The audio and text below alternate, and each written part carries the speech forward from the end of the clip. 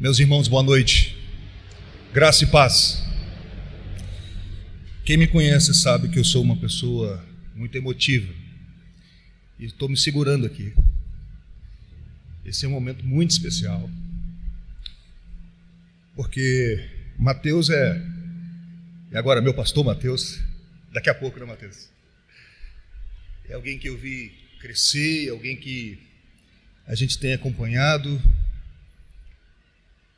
E é muito bonito o que Deus está fazendo na vida do Mateus. E hoje, poder compartilhar a palavra de Deus nesse momento tão especial da sua vida é um privilégio muito grande para mim. Obrigado, meu irmão. Gostaria de convidar os irmãos a abrir as suas Bíblias em 2 Coríntios, capítulo 12, versículos de 1 a 10. 2 Coríntios, capítulo 12,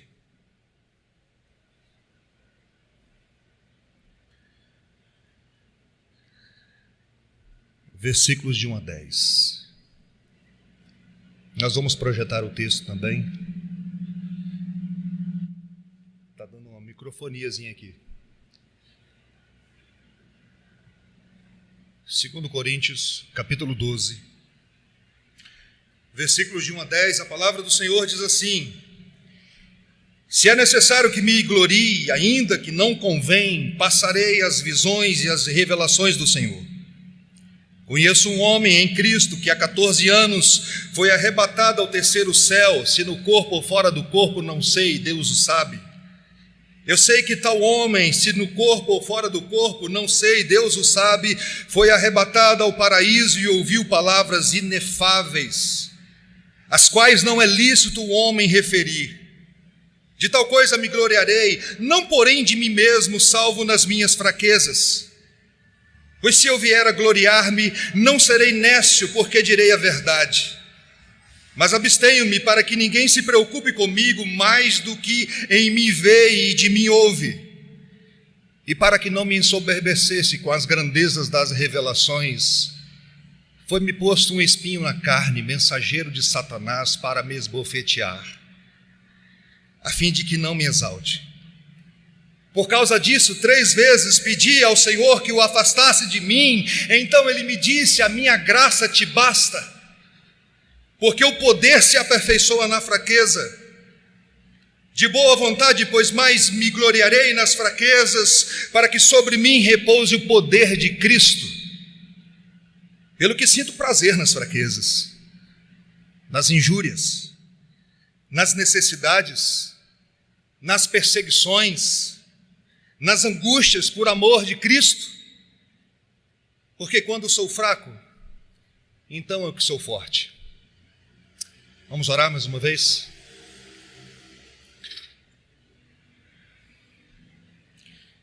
Pai de amor, nós te louvamos de todo o nosso coração nessa noite, por esse momento tão especial, Deus,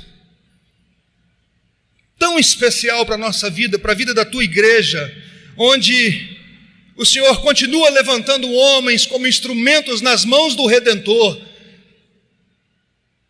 e estamos aqui para louvar e engrandecer o teu nome pela vida do Mateus. E agora, Senhor, que abrimos a Tua palavra, pedimos que o Senhor abra o nosso coração. Pedimos graça, pedimos a ação do Teu Espírito nos convencendo, nos quebrantando. Enche-nos da Tua presença santa, Senhor. E faça de mim apenas um instrumento em Tuas mãos, em nome de Jesus, meu Redentor. Amém. Na segunda metade da minha vida, eu descobri a oração. Na verdade, eu tive que descobrir. Nos momentos sombrios de 11 de setembro de 2001, o atentado, quando a cidade de Nova York estava afundada numa espécie de depressão coletiva, para minha família a coisa estava muito difícil. Minha esposa sofrendo com os efeitos colaterais de uma doença crônica, eu fui diagnosticado com câncer de tireoide. No meio de tudo isso, A minha esposa insistiu que eu fizesse algo que nunca tivéramos a autodisciplina para fazer com regularidade. Ela me pediu: ore comigo toda noite. Quem disse isso? Quem é o autor desse texto? Ninguém menos do que Tim Keller. Eu estou falando de um dos pastores mais conhecidos do mundo hoje. E ele não tem vergonha de colocar isso no seu livro sobre oração, e isso me chamou a atenção demais. Sabe por quê? Porque é mais fácil falar de oração do que orar. É mais fácil pregar um sermão eloquente sobre a oração do que dobrar os joelhos. 12 anos se passaram, diz o Tim Keller, e ele continua orando com a sua esposa. E eu nunca me esqueço quando o pastor Waldson chegou em Itaperuna, e ele pregava várias vezes lá na quinta igreja. E um dia disse assim: Deus sabe nos colocar de joelhos aos pés da cruz de Cristo. Ele sabe fazer isso. E lá reconhecer as nossas fraquezas para experimentarmos o poder de Deus que se aperfeiçoa nas nossas fraquezas. Ele sabe quebrar o nosso coração. Queridos, orar não é fácil, nem para pastor, Mateus. É mais fácil gastar horas estudando teologia bíblica, vendo a conexão que existe de Gênesis a Apocalipse, do que orar, do que dobrar os joelhos. O famoso pastor Paul Walsh diz o seguinte, deixa eu projetar para vocês: levantar-me pela manhã às 5 horas e ajoelhar-me ao meio-dia tem sido uma labuta diária, pois a minha carne detesta a oração. Mas apesar disso, aprendi que devo aprender a descobrir aquilo que a minha carne detesta e fazer isso primeiro. E sabem mais, irmãos, a minha carne detesta mais oração do que o estudo bíblico, porque o estudo bíblico pode servir em parte para a minha própria glória. As pessoas poderão elogiar-me por falar eloquentemente, mas vejam, eu posso saber mais do que os outros, eu posso falar melhor do que os outros. Se eu estudar bastante, eu posso falar até em conferências. Mas a oração não é assim. Se eu orar muito, ninguém vai saber da minha eloquência. Ninguém me elogiará, pois aquele é o momento entre eu e Deus. Se eu orar muito, não serei compensado pelos homens, mas serei compensado por Deus. Por isso minha carne detesta mais oração do que tudo. É minha luta também, Mateus. Mas bendito seja Deus, como o pastor Waldson afirmou um dia, que Deus sabe dobrar os nossos joelhos. E usa as circunstâncias mais estranhas desse mundo para fazer isso. Nós temos aqui, diante do texto que nós lemos e da igreja de Corinto, um retrato muito especial. Por um lado, um grande pastor, um teólogo, um plantador de igrejas, o grande missionário, o apóstolo Paulo. No outro lado, a complicadíssima igreja de Corinto, mas talvez a mais contemporânea. A igreja com a qual nós mais nos identificamos pelos problemas que eles viveram e como o apóstolo Paulo tratou esses problemas. Estamos diante de um pastor maduro que não procura chamar atenção para si, contando a sua grande experiência, uma experiência extraordinária, mas veja bem, ele só contou porque eles duvidavam do seu apostolado, porque chamavam Paulo de fraco. Ele demorou 14 anos para contar essa experiência. A igreja de Corinto era uma igreja cheia de dons espirituais. Paulo não negou isso. Mas era uma igreja infantil, uma igreja cheia de criancice, dividida em 4 grupos. Eu sou de Paulo, eu sou do eloquente Apolo, eu sou de Pedro, e tinha um grupo que era o pior de todos. Eu sou de Cristo, que ainda existe no nosso meio.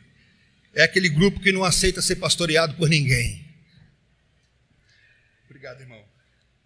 Com vários problemas imorais. Existia nessa igreja um homem que tinha relação sexual com a sua madrasta e ninguém fazia nada, porque aqui nós somos a comunidade do amor. O apóstolo Paulo usa palavras duras, mas cirúrgicas para tratar desse problema. Ele diz assim: entrega esse homem a Satanás. Quando chega lá em 1 Coríntios capítulo 13, ele vai falar sobre o amor. Ele diz: o amor não se alegra com a injustiça, mas se regozija com a verdade.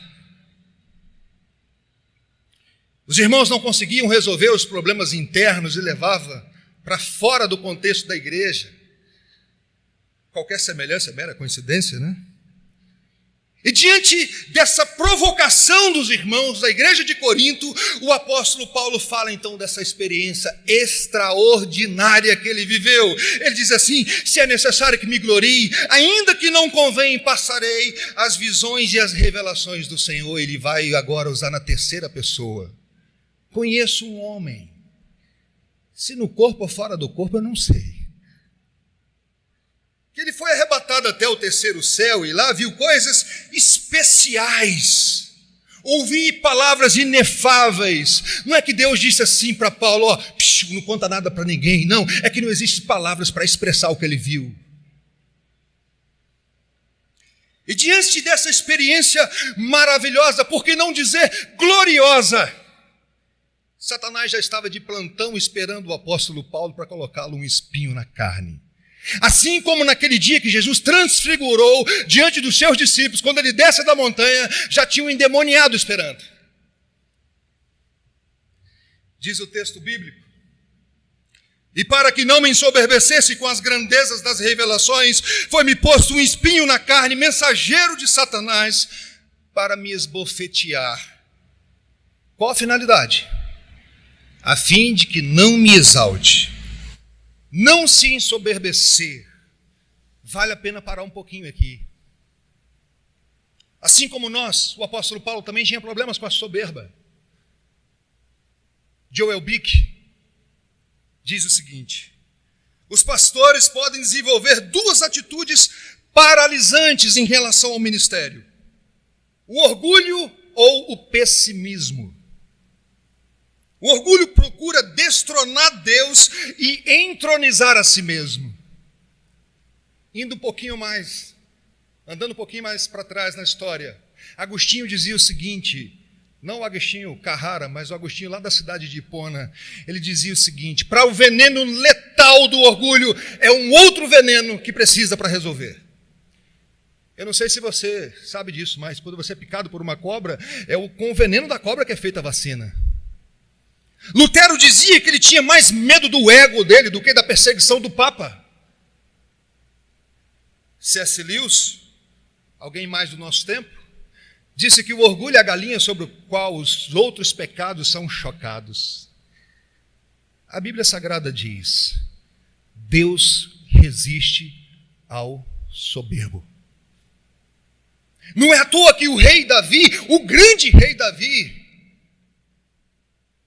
orava: também da soberba guarda o teu servo, que ela não me domine, e então serei livre de tão grande transgressão.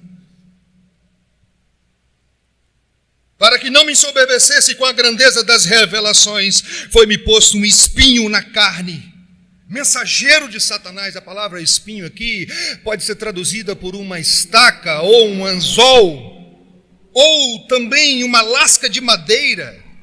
Existe uma discussão na história da igreja sobre o que é esse espinho, mas isso não importa. O que importa é que era algo contínuo e que machucava o apóstolo Paulo. Era uma espécie de bullying, todo dia, causando dor no grande apóstolo. E a palavra esbofetear aqui, Mateus, não é aquele soco no estômago, mas é uma espécie de tapa na nuca, aquele tapa que você dá com a mão assim, não assim, mas assim, para humilhar o sujeito. Eu estudei no grupo, não sei quem conhece, só quem morou na roça sabe o que é grupo. Grupo é aquela escolinha de roça que estuda da primeira à quarta série, tem um quadro só e a professora dividiu o quadro em 4 pedaços. Fica todo mundo, uma bagunça só. Um dia o filho do fazendeiro passou lá em Mimoso, lá na minha casa, e falou assim: você não quer ir assistir uma Olimpíada? Ah, fala, claro que eu quero. Quando eu cheguei lá na Olimpíada, e tinha uma roda de capoeira, e aquele menino da roça chega, vê aquela roda de capoeira, ele fica paralisado. Aí tinha um rapaz lá que chamava Mandioquinha. O Mandioquinha, quando eu estava lá concentrado assistindo aquela roda de capoeira, ele ia na minha nuca e dava um tapa. Eu mudava de posição, ele ia atrás de mim e dava um tapa. O ódio no coração. Aquele me machucando, me atrapalhando, curtir aquele momento. Um dia eu cresci, voltei lá em Mimoso. O Mandioquinha não cresceu. Eu olhei para ele e falei assim, é só descer a mão que eu esmago esse cara. Graças a Deus, Deus trabalhou meu coração. Aqui, irmãos, era algo que machucava o apóstolo todo dia. Perseguição, não sabemos o que é, mas era algo que fez o apóstolo se colocar de joelhos diante de Deus. Mensageiro de Satanás, sim. Mas nas palavras do grande pregador Sproul, a mão invisível de Deus também estava agindo ali. Porque jamais Satanás queria fazer de Paulo um homem humilde. Ele queria machucar o apóstolo. Mas a mão poderosa de Deus estava trabalhando junto, colocando o apóstolo Paulo ali numa total dependência de Deus. Havia uma intenção satânica, quem sabe desanimar o apóstolo, mas havia também uma intenção do Redentor, que é aperfeiçoar o apóstolo Paulo, manter Paulo humilde na dependência de Deus. É por isso que Lutero diz que o diabo é como um cachorro amarrado e só faz o que Deus permite que ele faça. Nem sempre nós compreendemos esse agir de Deus, na verdade. Instrumento de Satanás, mas para manter Paulo humilde. Primeira vez que eu li o texto de 1 Reis, capítulo 22, eu parei. Olha o que o texto de 1 Reis 22 diz. Acho que o pastor Waltz não faltou aqui, reverendo. Sem problema. 1 Reis 22 é aquele texto do profeta Micaías. Naquela reunião no andar de cima, se você puder abrir a sua Bíblia aí, 1 Reis 22, versículo 20 e 22. Diz assim: perguntou o Senhor, quem enganará Acabe para que suba e caia em Ramote Gileade? Um dizia desta maneira, o outro de outra. E então saiu um espírito e se apresentou diante do Senhor e disse: eu enganarei. Perguntou-lhe o Senhor, com que? Respondeu ele: sairei e serei espírito mentiroso na boca de todos os seus profetas. Disse o Senhor: tu enganarás e ainda prevalecerás. Sai e faz-o assim. Quando eu li isso, eu falei, meu Deus. Um espírito se coloca diante de ti e fala, eu vou enganar, e o Senhor fala, vai. Sabe por que eu estou trazendo isso aqui, irmãos? Porque em vários momentos da nossa vida nós tentamos domesticar Deus. Colocar Deus numa caixinha de sapato e dizer, isso aqui é o limite do Senhor. Um espinho na carne, mensageiro de Satanás, para esbofetear o apóstolo Paulo, mas com um propósito divino, a fim de que ele não se exalte.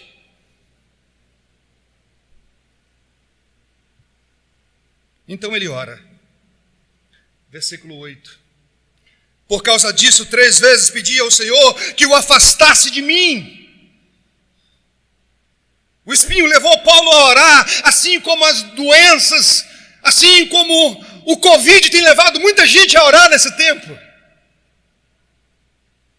Assim como quebrou o Tim Keller e colocou ele orando com a sua esposa todos os dias. E Paulo faz aqui um pedido sincero, legal, honesto e que não tem pecado nenhum. Afasta de mim, Senhor. Quantas vezes no momento de dor você pediu a Deus, Senhor, está doendo demais. Quando eu peguei o chikungunya, eu falei, meu Deus, que dor terrível. Meu corpo vai desmanchar. Não é praticamente natural do ser humano buscar ao Senhor nesse tempo? E qual foi a resposta do Senhor para o apóstolo que estava sofrendo? Então ele me disse, a minha graça te basta. Eu não vou tirar É curioso, irmãos, como nós às vezes assimilamos a graça de Deus como as bênçãos do Senhor ou como uma espécie de adicional de Deus. Deixa eu dar um exemplo.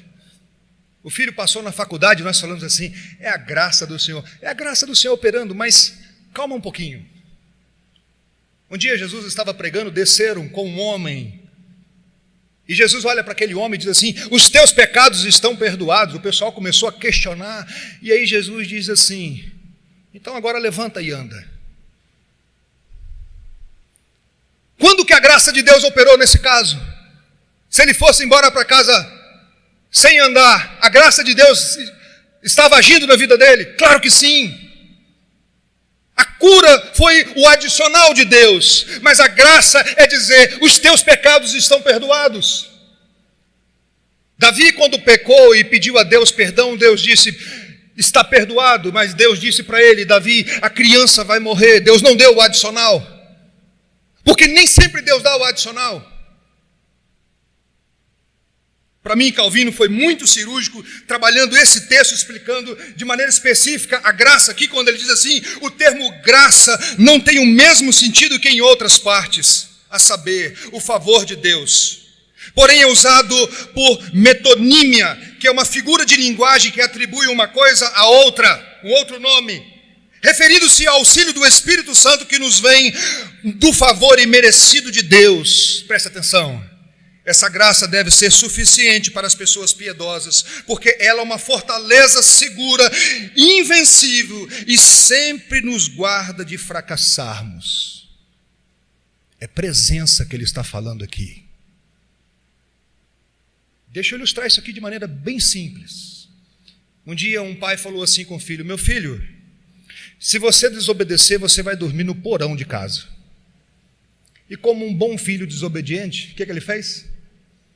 Desobedeceu. O pai então disse, porão. Lá para meia-noite o pai foi visitar o filho. Chegou lá, o menino estava com os olhos cheios de água, chorando. E aí, o filho correu para o pai e disse assim, pai, me perdoe, deixa eu dormir lá em cima, deixa eu voltar para minha cama quentinha, lençol limpinho. O pai disse, não, mas eu vou fazer algo por você. O pai foi lá e pegou o travesseiro dele, o lençol dele, e dormiu com o filho lá no porão.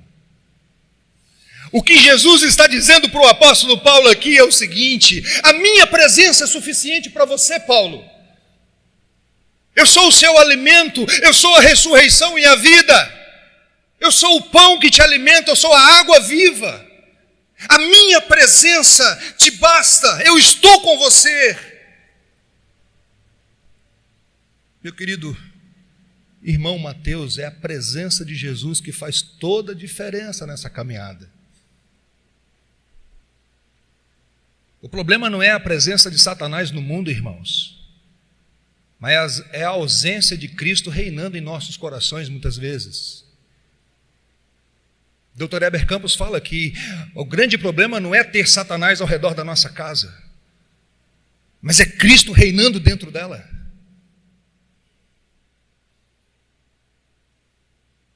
E o Jesus está dizendo aqui para o apóstolo Paulo, a minha graça te basta, Paulo. A minha graça te basta. Eu não vou remover o espinho, mas eu estou com você. A cultura cristã tem um belíssimo livro chamado Crendice de Crente. Leia esse livro. E nesse livro ele faz uma afirmação muito interessante que diz assim, tem coisas na nossa vida que Deus não vai mudar. Ele vai usar para trabalhar o nosso caráter. Quando eu era solteiro,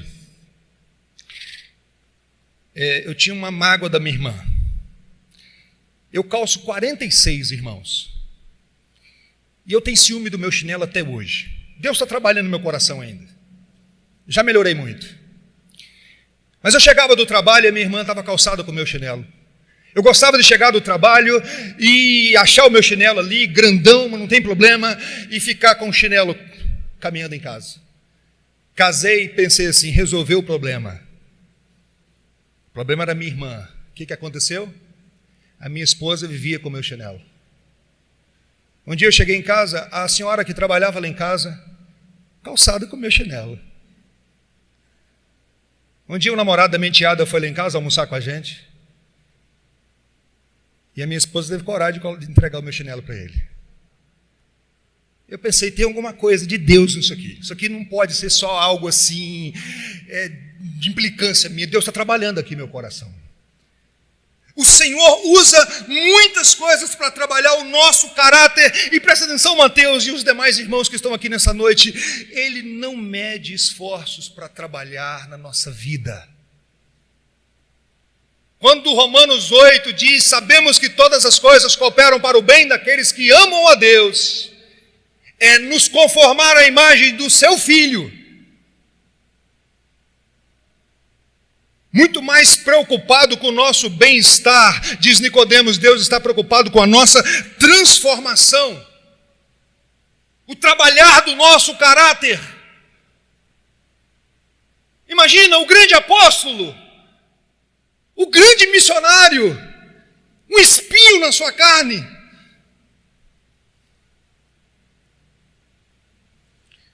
Jonas Madureira diz assim, por que Deus não remove o espinho? Porque sem o espinho não seremos aperfeiçoados a ponto de nos tornarmos aquilo que Ele quer que sejamos. A graça não tolera o orgulho e a vaidade em nosso coração, por isso Ele envia o espinho para nos conscientizar da nossa condição humilhada. O espinho na carne é o meio pelo qual a graça coloca de joelhos o homem que em oculto deseja colocar Deus de joelhos.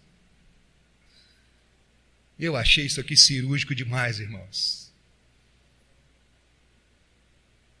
Por que Ele não remove? Porque Ele usa para quebrar o nosso coração. Por isso o texto continua. Faltou aqui, sem problema. Versículo 9. Então ele me disse, a minha graça te basta, porque o poder se aperfeiçoa na fraqueza. De boa vontade, pois mais me gloriarei nas fraquezas, para que sobre mim repouse o poder de Cristo. O que isso significa? Que aquilo que Ele não vai mudar, Ele vai dar condições para conviver.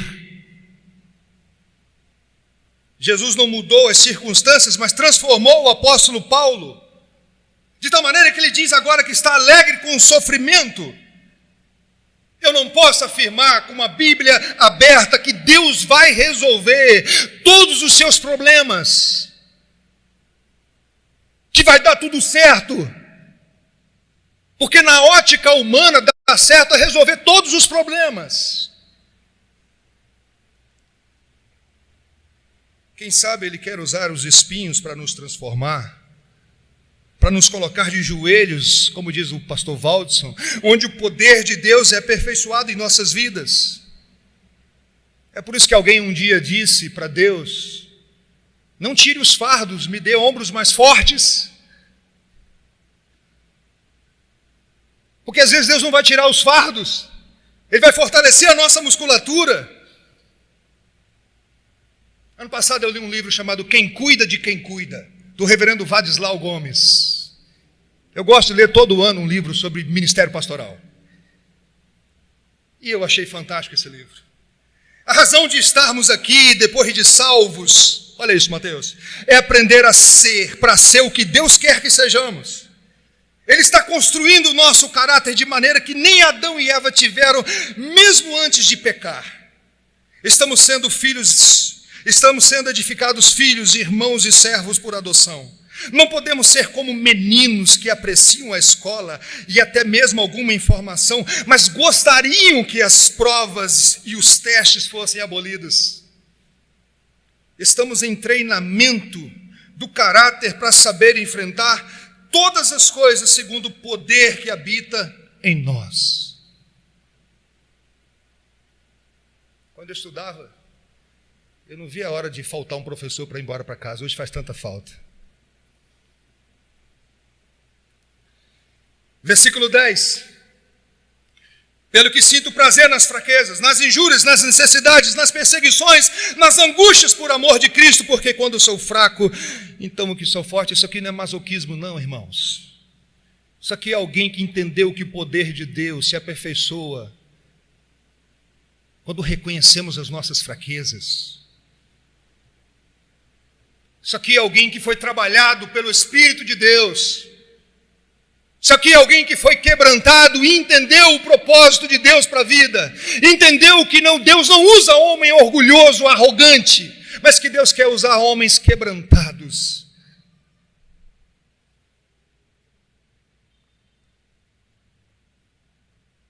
Quero fazer algumas aplicações para nós. A graça de Deus é suficiente. Ele já deu Jesus. Ele viveu a vida que você não consegue viver, morreu a nossa morte, ressuscitou. E antes da sua ascensão ele disse: eis que eu estou convosco todos os dias, até a consumação dos séculos.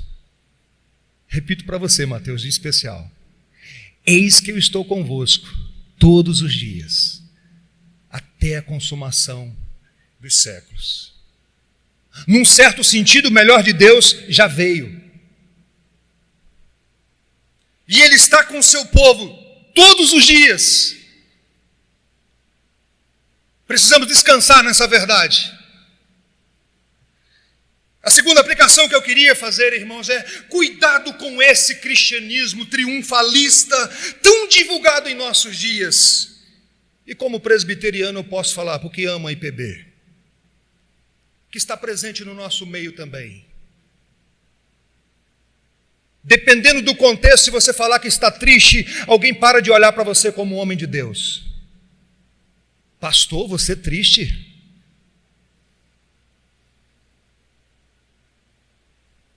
Passamos por momentos de tristeza, sim, de dor, sim, de desânimo, sim. Eu gosto demais quando Jesus está lá no Getsêmani, antes de ir para a cruz, e ele em agonia orava mais intensamente, e aconteceu que o seu suor tornou como gotas de sangue caindo sobre a terra. Aí ele diz: a minha alma está profundamente triste até a morte. O Criador de todas as coisas estava dizendo isso. O Redentor estava dizendo: a minha alma está triste até a morte. Esse cristianismo triunfalista que você não pode falar, nem orar a Deus, tira Deus, está machucando Deus. Esse cristianismo triunfalista que está sendo confrontado nesse tempo de pandemia, onde até os cultos de cura estão fechados. Eu fico preocupado às vezes, irmãos, quando alguém afirma assim: Deus quer isso, sim, já deu tudo certo, como se a palavra tivesse poder para essas coisas. Deus não tirou o espinho do apóstolo Paulo, e era falta de fé, irmãos. Será que o apóstolo não tinha fé? Não era falta de fé, mas muita fé para dizer: eu me alegro. Eu me alegro porque é a tua boa mão que está fazendo isso comigo. Aquilo que Ele não muda, Ele dá graça para conviver. Isso é certeza. Terceira aplicação. Mais uma vez eu apelo aqui para o reverendo Vadislau. Falar dessas coisas para pastores parece ser como ensinar missa ao bispo, não é? Entretanto, quem cuida de quem cuida? Em primeiro lugar, Deus, não é? Pois Deus quer que entendamos algo que é de suprema importância para a nossa transformação. Ele é bom. Preste atenção como ele complementa. E por favor, não diga que você já sabe disso, de maneira que convém saber. Não é à toa que Pedro diz assim: se é que já tendes experiência de que o Senhor é bondoso. Pastor Hernandes, comentando esse texto, diz assim: a palavra grega provar traz a ideia de provar uma comida. Devemos saborear a bondade de Deus da mesma maneira que desejamos ardentemente o leite genuíno da palavra. Todos os dias, conhecendo esse Deus, confiando que esse Deus é bom, experimentando dessa bondade de Deus, na certeza de como termina o Salmo 23. Bondade e misericórdia certamente me seguirão todos os dias da minha vida e habitarei na casa do Senhor para todo sempre. Com espinhos da providência divina, mas confiantes que é da boa mão de Deus que vem.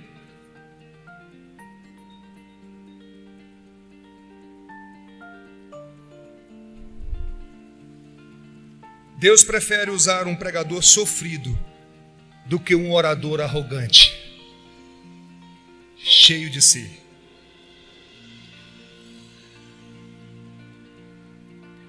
Se Ele tiver que fazer isso na sua vida, meu irmão Mateus, Ele vai fazer. Não tenho dúvida disso. Deus sabe me quebrar, irmãos. Por isso eu termino dizendo que, mais uma vez, o ouvido mais próximo da minha boca não é da sogra do Mateus, é o meu. Não sou humilde na essência, até porque só existe um que é humilde de coração. Todos os dias eu preciso desse trabalhar de Deus na minha vida. E como eu sei que Deus conhece o meu coração, não tem como esconder dele. Eu tributo a Ele toda a glória nesse dia e por toda a eternidade.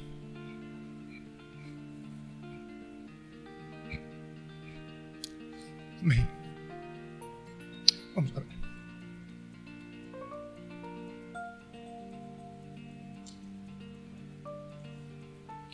Se você pudesse colocar de pé, vamos falar com Deus.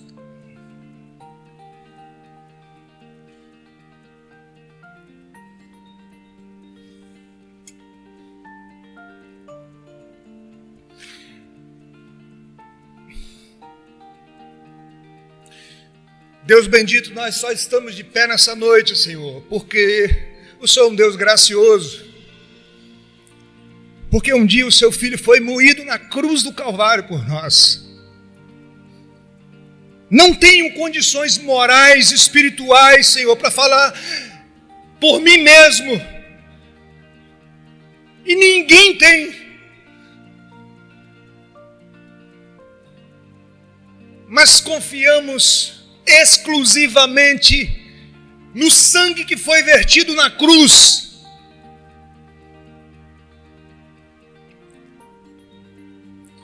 Confiamos exclusivamente, Senhor, no sacrifício redentor. E por isso anunciamos que há reconciliação contigo através dele.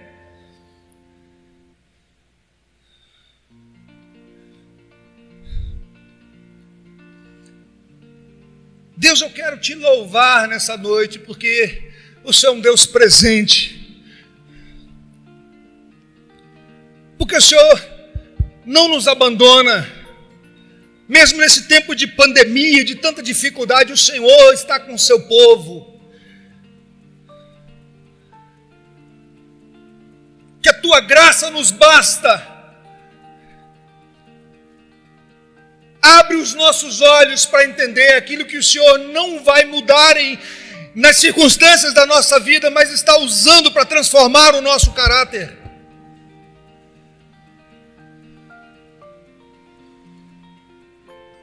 Use de maneira especial, Senhor, a vida do Mateus.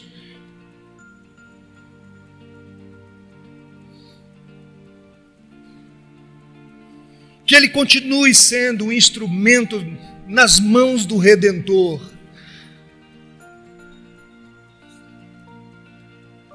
Continue, Senhor, abençoando o teu povo. Enche-nos da tua presença santa e faz resplandecer sobre nós o teu rosto. Somos totalmente dependentes de ti. Que as palavras dos nossos lábios e o meditar do nosso coração sejam agradáveis na tua presença.